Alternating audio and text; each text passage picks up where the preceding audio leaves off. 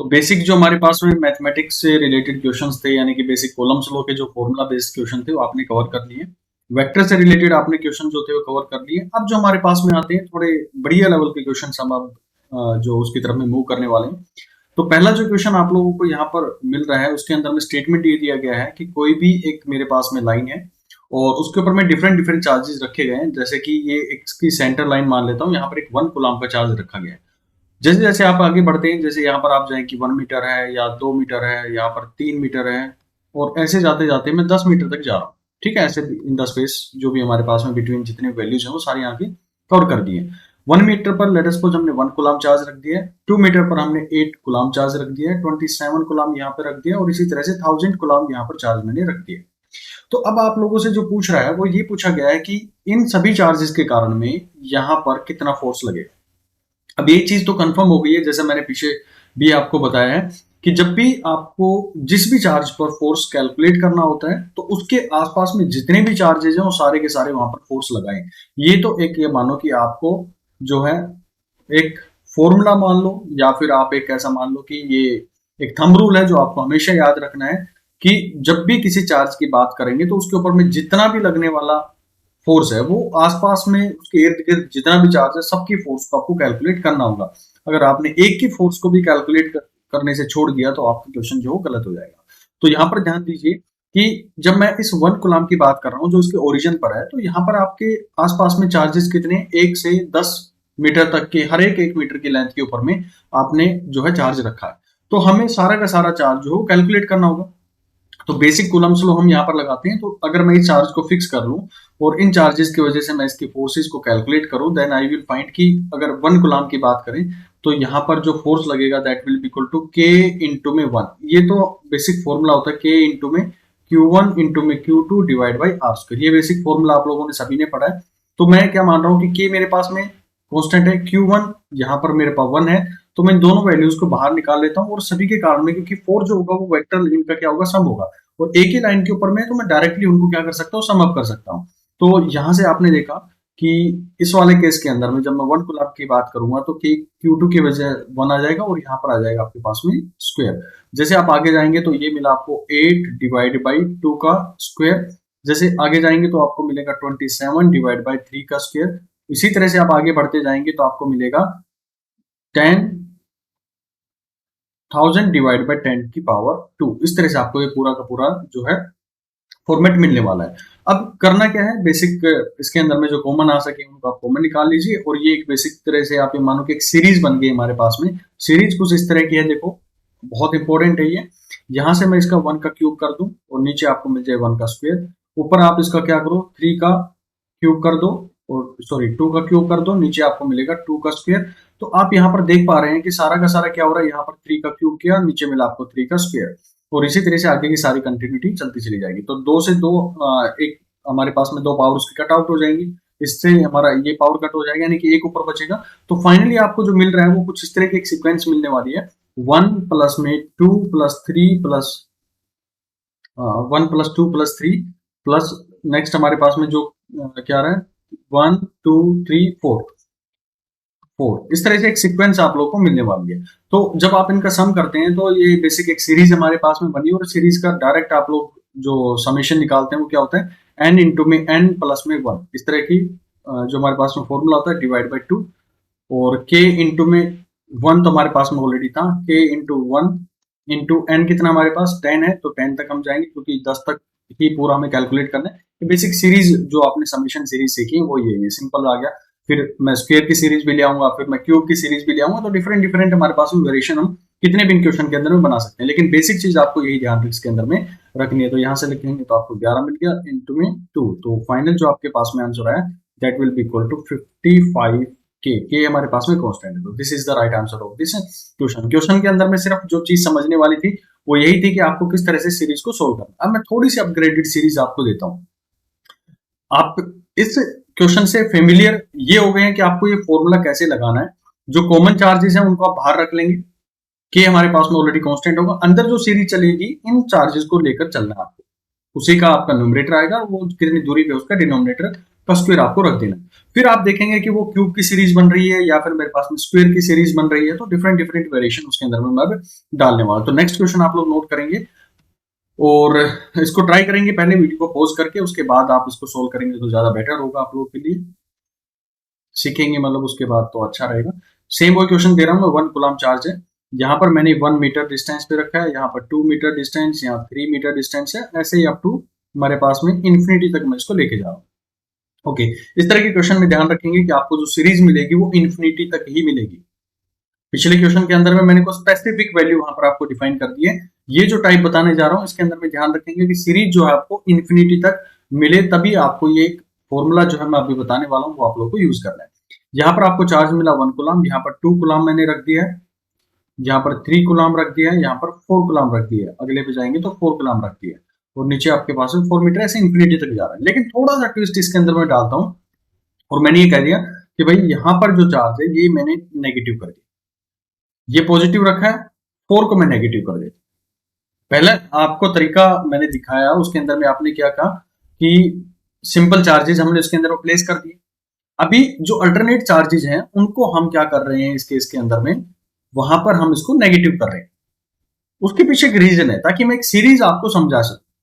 वो आपको समझ में आएगी जब मैं इसकी कुछ न्यूमेरिकल वैल्यूज आगे और इसको फर्दर सोल्व करते चलेंगे और अच्छे से समझ में आता हुआ चलेगा। तो मैंने आपसे पूछा है कि बताओ कि एट 1 कूलम या फिर मैं बोलूं एट सेंटर फोर्स कितना रहेगा। तो कोई बड़ी बात नहीं है, आराम से आप लोग इसको सोल्व कर सकते हैं। करेंगे सोल्व, दो टाइम आप लोगों को, चलो मैं करवा देता हूँ, क्योंकि इसके अंदर में एक सीरीज यूज होनी है, उससे फेमिलियर हो गए तो ये समझो कि इस तरह के क्वेश्चन आप कभी भी नहीं छोड़ेंगे। तो सेम फॉर्मूला में लगाना है, क्योंकि मुझे k इंटू में Q1 इंटू में Q2 divide by R square वाला फॉर्मूला यूज करना है। तो Q1 की वैल्यू हमारे लिए फिक्स हो गई है, 1 मैंने रख दिया, k की वैल्यू हमें कांस्टेंट मिलती है तो मैंने 1 उसको यहाँ पर as it is put down कर रखा है अभी। ठीक है, अब इसके अंदर में क्या रखना है, Q2 और आर स्क्वायर वाली वैल्यूज मुझे यूज करनी है। तो आपको क्या करना है, इसका Q2 को रखेंगे तो यहाँ पर आ गया 1 डिवाइड बाई 1 स्क्वायर। दूसरे पे जाएंगे तो दूसरा चार्ज क्या किया हमने, नेगेटिव रख दिया, तो यहाँ पर जो सिंबल आएगा वो नेगेटिव आ जाएगा, 2 डिवाइड बाई 2 की स्क्वायर प्लस में 3 डिवाइड बाई 3 का स्क्वायर माइनस 4 डिवाइड बाई 4 का square and so on up to infinity आपको यूज करना है। ठीक है, अब इसको सोल्व करेंगे तो आपको कुछ इस तरह का सीक्वेंस मिल रहा होगा, 1 by 1, 1 by 2 plus 1 by 3 minus 1 by 4, ऐसे सो ऑन आपको पूरी की पूरी एक सीरीज अल्टरनेट फॉर्म के अंदर में मिलने वाली है, अप टू इन्फिनिटी आप लोग जाएंगे तो।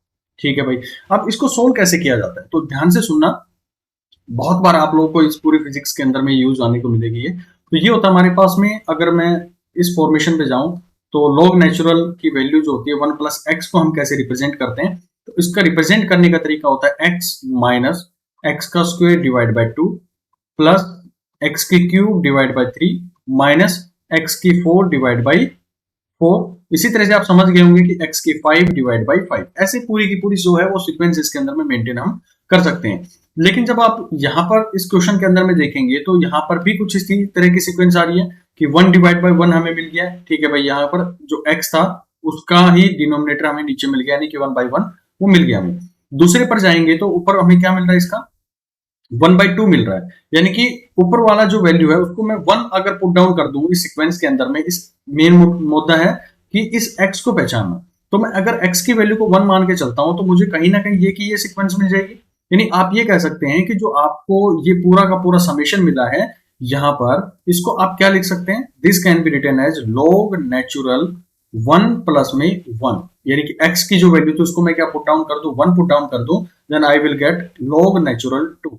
यानी आपको यहां से जो मिला उसको आप डायरेक्टली पुट डाउन कर सकते हैं k इंटू में 1 इंटू में लॉग नेचुरल 2, यानी आपका जो आंसर मिला k इंटू लॉग नेचुरल 2। अगर ये आपका आया है तो ये क्या है, एकदम सही है। मेन जो इसके अंदर में समझने वाली चीज थी वो ये फॉर्मूला आप लोगों को समझना है कि कभी भी इस तरह का कोई एक्सपेंशन आप लोगों को देखने को मिले तो लॉग नेचुरल आप लोग को इसके अंदर में डायरेक्टली यूज कर लेना है। ठीक है, तो ये वाला वैल्यू आपको फाइंड करना था, उसका तरीका मैंने आपको सिखा दिया कि क्या क्या आप लोगों को इसके अंदर में स्टेप जो है ध्यान रखने पड़ते हैं। x minus x square by 2, फिर उसका अल्टरनेट एक्स क्यूब, यहाँ पर भी 3, 4, यहाँ पर 4, 5, यहाँ पर 5। तो इसी तरह से अगर बनता है तो आप लोग को वो है जो इसके अंदर में ध्यान देना है। ठीक है, चलिए अब आगे क्वेश्चन की तरफ में बढ़ते हैं। मैं थोड़ा सा इसके अंदर में काइनेमेटिक्स को जोड़ने की कोशिश करता हूँ।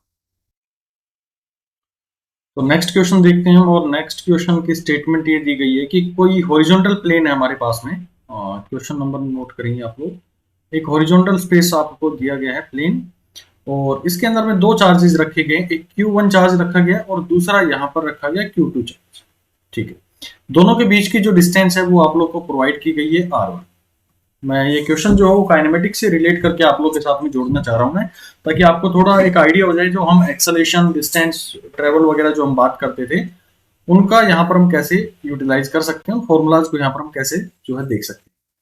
और ये दूसरी बॉडी जो आपको दी गई, यानी कि जो जिस बॉडी के ऊपर में Q2 चार्ज है उसका मास आपको M प्रोवाइड है। ओके, अब ये कहा गया है कि ये चार्ज जो था वो हमने पहले पकड़ के रखा हुआ था, जो Q2 चार्ज था उसको हमने बिल्कुल पकड़ा हुआ है, और Q1 चार्ज है इसको भी हमने क्या किया हुआ है, फिक्स कर रखा है। अब जैसे मैं इस Q2 चार्ज को यहां से छोड़ूंगा तो कंफर्म है कि भाई इसकी जो स्पीड है वो इंक्रीज होना शुरू होगी और इस डायरेक्शन के अंदर में मूव करना शुरू कर जाएगा, क्योंकि जिस भी चार्ज के रिस्पेक्ट में हमें देखना होता है, मैंने इसको पकड़ लिया, फिक्स कर रखा है, और जैसे मैं इसके पास में लेके आऊंगा या इसको रिलीज करूंगा तो इसके फील्ड के कारण में क्या करेगा, फोर्स अप्लाई करेगा, और फोर्स अप्लाई करते करते क्या करेगी, बॉडी इस डायरेक्शन में मूव करना शुरू कर देगी।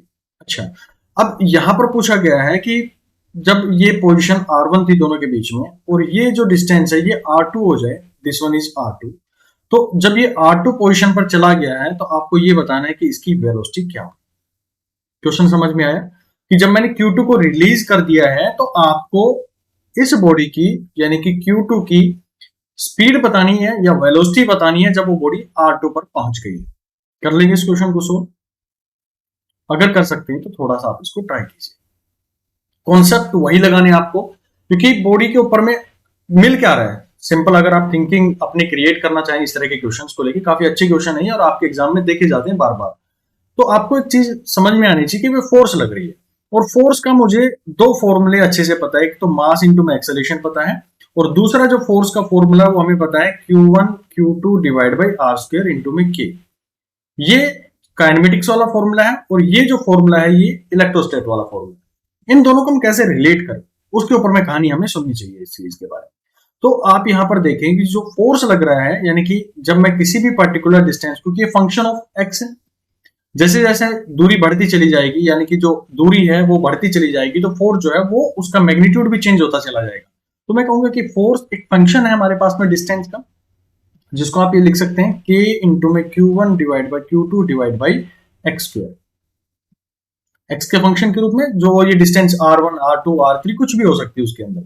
ओके, दूसरा आपने एक्सेलरेशन जो यहां से निकाल के लेके आए, इन दोनों फॉर्मुलेज को हम इक्वेट करते हैं, then you can give it as K into में Q1 Q2 divide by R square. ये हमारे पास में आ गया, और M यहां से आप निकाल के लेके आए, इसको कंपेरिजन, इसके साथ में कंपेयर जो हम कर रहे हैं दोनों फोर्सेस को, तो M यहां पर आ गया हमारे पास में, M जो इसका मास हमने यहां पर प्रोवाइड किया। ठीक है, अब क्योंकि कहानी ये कहा गया है आपसे कि भाई x दूरी के ऊपर में आपको उसकी वेलोसिटी बतानी, तो कहीं ना कहीं आपको काइनेमेटिक्स के अंदर में मैंने बहुत पहले एक चीज पढ़ाई थी कि एक फॉर्मूला होता है, नॉर्मली आप इसको तो ये लिखते हैं dv बाई dt लिखते हैं, और इसी का दूसरा रूप जो होता है, अगर मैं डिस्टेंस की फॉर्मेशन के अंदर में रखता हूं तो we can write it as v into dv, very good, divide by dx। With respect to, अगर मैं डिस्टेंस की बात करता हूं या डिस्प्लेसमेंट की बात करता हूं तो उसके रिस्पेक्ट में हम एक्सेलरेशन का फॉर्मूला ये लिखते हैं। अगर वेलोसिटी और टाइम के बीच में बात करें तो dv बाई dt देते हैं, यानी कि जो वेलोसिटी है उसको आप टाइम के विद रिस्पेक्ट टू डिफरेंशिएट कर देते हैं, then you will get the acceleration. Okay, अब यहां से आपका सिंपल सा जो इंटीग्रेशन डिफरेंशिएशन है वो स्टार्ट हो जाएगा। तो आपको करना क्या है, दो फॉर्मूलाज हमें मिल गए, यानी कि k इंटू में Q1 Q2 divide by m into में X square, that will be equal to v into में dv डिवाइड बाई dx आ गया है। अब आप इसको फर्दर सोल्व कर लो, तो v हमारे पास में यही रह जाएगा, v इंटू में dv that will be equal to k into Q1 Q2 divide by m, और ये इंटीग्रेशन में आ जाएगा हमारे पास में d by dx by x square. क्योंकि छोटे छोटे डिफरेंशियल थे तो हम सारी फोर्सेस को हर पॉइंट के ऊपर में, इस पॉइंट पे, यहाँ पे जब जाएगा, यहाँ पर जाएगा, यहाँ पर जाएगा, हर पॉइंट के ऊपर में जाएगा, तो मैं फोर्स को कैलकुलेट करता हो जाऊंगा और सभी को सम अप कर दूंगा, तो ये इस पर्टिकुलर पॉइंट के ऊपर में उसकी वेलोसिटी मिल जाएगी। अच्छा, एक छोटी सी चीज आप समझो इसके अंदर में, जब ये बॉडी इस साइड में मूव कर रही है तो उसकी वेलोसिटी जो है वो क्या हो रही है, हमारी इंक्रीज होती हुई जा रही है, लेकिन एक्सेलरेशन जो है उसका क्या हो जाएगा, धीरे धीरे डिक्रीज होता चला जाएगा, क्योंकि फोर्स जो है वो फंक्शन हमारे पास में एक्स का, और एक्स जैसे जैसे बढ़ेगा तो फोर्स लगने वाला फोर्स जो है वो क्या हो जाएगा, कम हो जाएगा। और फोर्स कम होगा तो कंफर्म है कि उसके अंदर में एक्सेलेरेशन जो कम हो जाएगा। एक्सेलेरेशन का मतलब आप समझ सकते हैं कि चेंज इन स्पीड। मान लो एक बॉडी थी, पहले 10 की स्पीड से 20 पर पहुंची, फिर 20 से वो 30 पर पहुंच गई है, 30 से वो 45 पर पहुंच गई है। लेकिन जैसे वो थोड़ा और आगे की तरफ में जाएगा तो उसका एक्सेलेरेशन जो कम होता चला गया, यानी कि उसकी वेलोसिटी तो बढ़ रही है, या मान लेते 48 हो गई है, फिर उसकी वेलोसिटी मान लेते कि 49 हो गई है। तो उसकी वेलोसिटी तो इंक्रीज हो रही है, लेकिन जो रेट था उसका इंक्रीज होने का वो थोड़ा सा कम हो गया, यानी कि एक्सेलेरेशन हमारा क्या हो गया, कंफर्म है कि वो डिक्रीज होता चला जाए बिकॉज ऑफ दिस रीजन कि एक्स हमारा इंक्रीज होता चला गया उस बॉडी से, उस चार्ज से जिसको हम फिक्स करके देख रहे हैं, और डिस्टेंस हमारी बढ़ती हुई चलेगी तो फोर्स का डिक्रीजमेंट उसके अंदर में हो जाता है। एक्सेलेरेशन क्या हो गया इसके अंदर में, डिक्रीज होता हुआ चला गया। तो आप इसको क्या करना है, इंटीग्रेट करना है, then you will get the answer. तो इसको इंटीग्रेट किया तो ये मिलेगा मेरे को वी स्क्वायर डिवाइड बाय 2। मैंने इस इंटीग्रेशन के बारे में बहुत डीपली आप लोगों को पहले भी बता चुका हूँ कि कैसे हम इस सारी चीजों को परफॉर्म करते हैं, और मैं एक्सपेक्ट भी ये करता हूँ कि आप लोगों को ये सारी चीजें आती भी होंगी इन सब चीजों से लेकर। और क्योंकि हम R1 से R2 की तरफ में जा रहे हैं तो हम लिमिट उसके अंदर में R1 टू R2 लगाएंगे हम इसके अंदर में। तो यहाँ से हमें मिलेगा 1/R1 माइनस में 1/R2। ये इसको मैंने क्या किया, सिर्फ इसका इंटीग्रेशन किया। इंटीग्रेट करने के बाद में मेरे पास में क्या बनता है, 1/x इसका इंटीग्रेशन हमारे पास में निकल कर आता है। तो मैंने वही फॉर्मेशन इसके अंदर में रखी है, अपर लिमिट लगाई और फिर उसके अंदर में लोअर लिमिट हमने इसके अंदर में इंसर्ट कर दी है। ओके, तो क्योंकि नेगेटिव थी मेरे पास में ये वेलोसिटी जो है, माइनस भी आप इसके अंदर में यूज कर सकते हैं, तो माइनस को मैंने प्लस करने के लिए क्या किया है, यहाँ पर फॉर्मेशन के अंदर में R1 को पहले ले आया हूं मैं, और R2 के बाद में चला गया। तो आप लिमिट भी ऐसे कर सकते हैं, या फिर आप ये कर सकते हैं R2/R1 से भी आप लिमिट लेके जा सकते हैं, R1 से R2 की तरफ में भी लिमिट लेके जा सकते हैं। और साइन कन्वेंशन आपको ध्यान रखना है कि हो क्या रहा है कि एक्सेलेरेशन जो हमारा डिक्रीज हो रहा है, यानी कि नेगेटिव फॉर्मेशन हो रहा है, यानी कि आप ये कहो कि डी एक्सेलेट हमारी बॉडी हो रही है, तो नेगेटिव फॉर्मेशन के साथ में आप इसको सोल्व कर सकते हैं। तो यहाँ से आपको ये मिल गया है, तो इसको फर्दर सोल्व करेंगे तो आपको मिलेगा v that will be equal to root twice of k into में q1 divide by q2 into में q2 डिवाइड बाई m, और ये आ गया 1/R1 माइनस में 1/R2। तो ये आपके पास फाइनल जो है वो आंसर आ जाएगा। हालांकि जो रास्ता मैंने अभी आप लोग को बताया है वो आप यहाँ पर देखें तो 3 पेजेस के अंदर में आपको पूरा का पूरा आंसर मिला है। लेकिन जब मैं पोटेंशियल एनर्जी का कंसेप्ट आप लोग को प्रोवाइड करूंगा तो ये पूरा का पूरा क्वेश्चन जो है ना सिंगल लाइन के अंदर में सोल्व हो जाएगा। तो इस क्वेश्चन को अभी आप लोग जो है मार्क कर लेंगे कि हम इसको दोबारा से कहाँ समझेंगे, पोटेंशियल एनर्जी के कंसेप्ट के साथ में इसको जो है समझेंगे। लेकिन ये क्वेश्चन किसका था, एक काइनेमेटिक्स से रिलेट करके मैंने आप लोग को यहाँ पर बताया है। और काइनेमेटिक्स का कौन सा फॉर्मूला मैंने यहाँ पर आप लोग को पढ़ाया है, ये वाला, इस फॉर्मूले की यहाँ पर इंपॉर्टेंस थी, इसीलिए ये क्वेश्चन आप लोगों को यहाँ पर करवाया गया। चलिए नेक्स्ट क्वेश्चन की तरफ में बढ़ते हैं, और अब मैं थोड़ा सा क्वेश्चन जो फ्रिक्शन की तरफ में ले जाने की कोशिश करूंगा।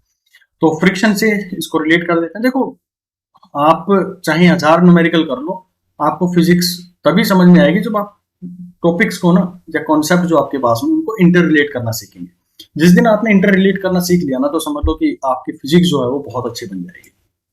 चलो, अभी नेक्स्ट क्वेश्चन जो है मैं फ्रिक्शन के साथ में इसको जोड़ के क्वेश्चन आप लोगों के साथ में डील कर लेता हूँ, और आप खुद इसका आंसर देंगे क्योंकि आपने काइनेमेटिक्स वगैरह, फ्रिक्शन वगैरह जो मैकेनिक्स थी बहुत अच्छे से पढ़ रखी है।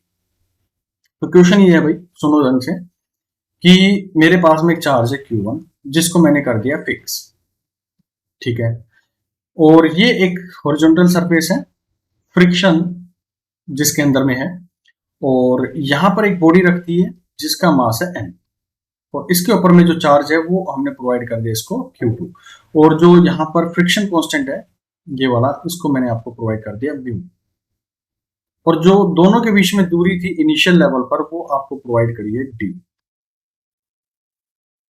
अब यहां पर ये पूछा गया है कि भाई ये सिस्टम जो है, ध्यान से सुनना क्वेश्चन, कि फाइंड मैक्सिमम वैल्यू, एक सिंगल लाइन का क्वेश्चन है ये, find maximum value of Q2 so that it remains at rest, यानी कि जो ब्लॉक है वो रेस्ट पर बना रहे।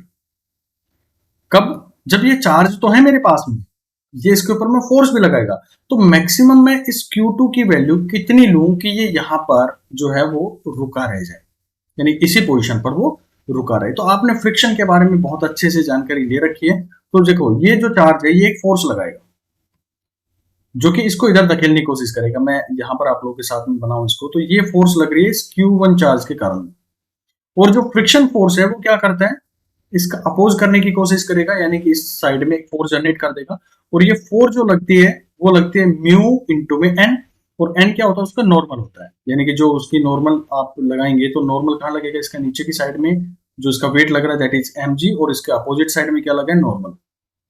तो ये बेसिकली जो फोर्स लग रही है इसके म्यू इंटू में एन है, यानी कि जो टोटल फोर्स बोले या फ्रिक्शन फोर्स बोलो तो वो मिलेगी आपको म्यू एम जी, ये लगी है।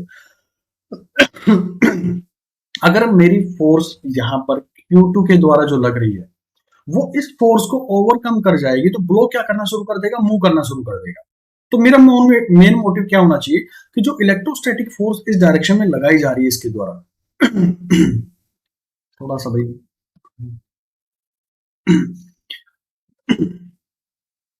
चलो दोबारा से शुरू करते हैं।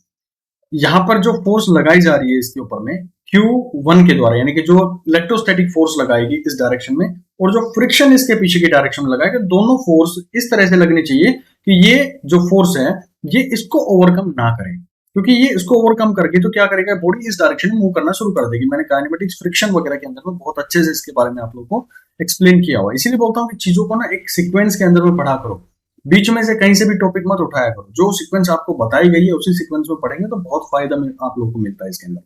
तो यहाँ आप सिंपली ये कह सकते हैं कि जो इलेक्ट्रोस्टैटिक फोर्स है कितना लगेगा भाई, के Q1 Q2 डिवाइड बाई दोनों के बीच में डी स्क्वायर था, ये फोर्स हमारी लेस देन या फिर इक्वल टू होनी चाहिए म्यू एम जी के बराबर।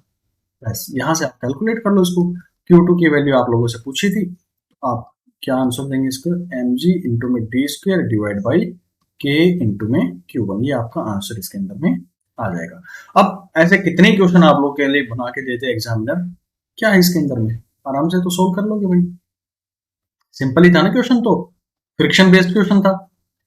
उसके लिए सोल्व करने के लिए आपको ये कॉन्सेप्ट जरूर पता होना चाहिए था कि जो फ्रिक्शन फोर्स लगती है वो म्यू इंटू में एन लगती है, जो नॉर्मल होता है हमारे पास में, और नॉर्मल जो होता है वो जो उसका वेट लगा होता है उसके उसी के बराबर में होता है, तो हम ये क्या कर देते हैं एम इंटू में जी इसके अंदर में यूज कर लिया, तो म्यू इंटू में एम जी यहाँ पर हमने यूज करके इसके पूरे क्वेश्चन को जो वो सोल्व आउट कर लिया। तो ये कहानी थी आपके पास में, जो फ्रिक्शन बेस्ड कोई भी क्वेश्चन आता है तो ज्यादातर क्वेश्चन इसी तरह के आप लोगों को देखने को मिलेंगे उसके अंदर। अब नेक्स्ट जो आता है वो थोड़ा सा एक्सटेंडेड लेवल बोल लो या फिर थोड़ा सा हाई लेवल बोल लो, और इसके अंदर में मैं आप लोगों को सिखाऊंगा कि इंटीग्रेशन बेस्ड क्वेश्चन आप लोग कैसे सोल्व करेंगे, यानी कि अभी तक आप लोगों ने जो चीजें सीखी थी पॉइंट मासेस को लेकर सीखी थी, अब मैं आप लोगों को जो सिखाने जा रहा हूँ डिस्ट्रीब्यूटेड चार्जेस अगर आप लोग को मिल जाते हैं, बहुत इंपॉर्टेंट है ये, डिस्ट्रीब्यूटेड चार्जेस जब मिले तो कैसे आप लोगों को वहां पर उसके फोर्स को कैलकुलेट करना होता है।